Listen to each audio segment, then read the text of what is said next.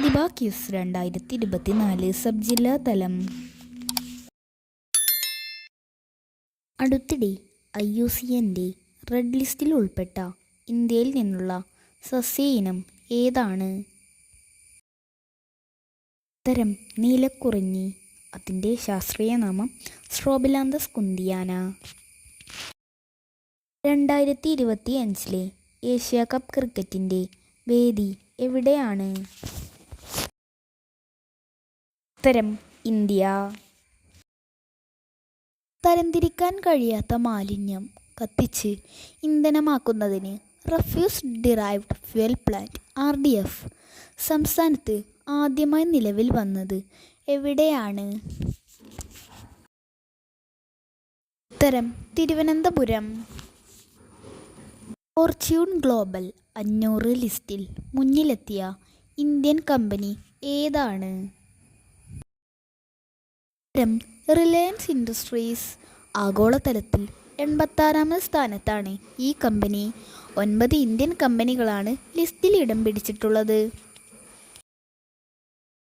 ഇന്ത്യയിൽ ആദ്യമായി disaster management insurance ആരംഭിച്ച സംസ്ഥാനം ഏതാണ്? ഉത്തരം നാഗാലാൻഡ്. ശാരീരിക മാനസിക വെല്ലുവിളി നേരിടുന്നവരെയും കിടപ്പു രോഗികളെയും പരിചരിക്കുന്നവർക്ക് പ്രതിമാസം 600 രൂപ ധനസഹായം നൽകുന്ന പദ്ധതി ഏതാണ്? ഉത്തരം ആശ്വാസകിരണം പദ്ധതി. അന്തരീക്ഷത്തിലെ ഈർപ്പം ജലമാക്കി മാറ്റി ശുദ്ധീകരിച്ചു ഉപയോഗിക്കുന്ന ഇന്ത്യൻ റെയിൽവേയുടെ പദ്ധതി ഏതാണ്? ഉത്തരം മേഘദൂത് പദ്ധതി. പട്ടികജാതി വിഭാഗങ്ങളിലെ കൂടുതൽ പിന്നോക്കം നിൽക്കുന്നവർക്ക് പ്രത്യേക സംവരണത്തിന് അർഹതയുണ്ടെന്ന് സുപ്രീം കോടതി ഭരണഘടനാ ബെഞ്ച് വിധി കൽപ്പിച്ചത് എന്നാണ്?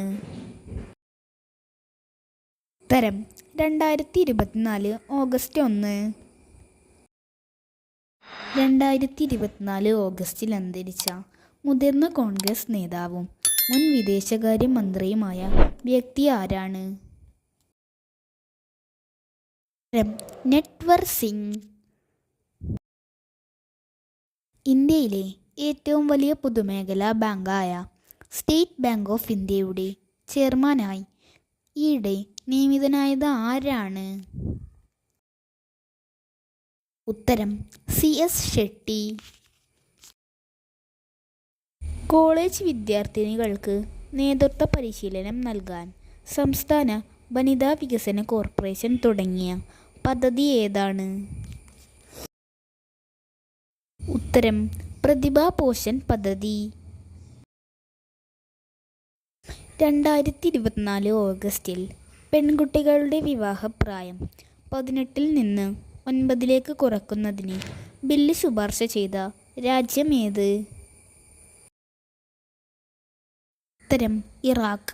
ഈ ഭേദഗതി നടപ്പിലായാൽ പെൺകുട്ടികളുടെ വിവാഹപ്രായം 9 വയസ്സും ആൺകുട്ടികളുടെ വിവാഹപ്രായം 15 വയസ്സുമായിരിക്കും.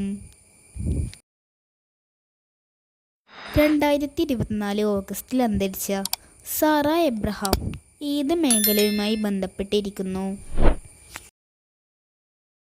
ഉത്തരം ചിത്രകല. ഓരോ ജില്ലയുടെയും തനത് ഉൽപ്പന്നങ്ങളുടെ വിൽപ്പന പ്രദർശന കേന്ദ്രങ്ങളായ പ്രധാനമന്ത്രി ഏകതാ മാൾ സ്ഥാപിതമാകുന്ന കേരളത്തിലെ ജില്ല ഏതാണ്? പുതിയ കേരള സംസ്ഥാന ഉപഭോക്തൃ തർക്ക പരിഹാര കമ്മീഷൻ ചെയർമാനായി നിയമിതനായത് ആരാണ്? ഉത്തരം ജസ്റ്റിസ് B സുധീന്ദ്രകുമാർ. കേരള സംസ്ഥാന ഉപഭോക്തൃ തർക്ക പരിഹാര കമ്മീഷൻ നിലവിൽ വന്നത് 1990-ലാണ്. കമ്മീഷൻ്റെ ആസ്ഥാനം തിരുവനന്തപുരത്താണ്.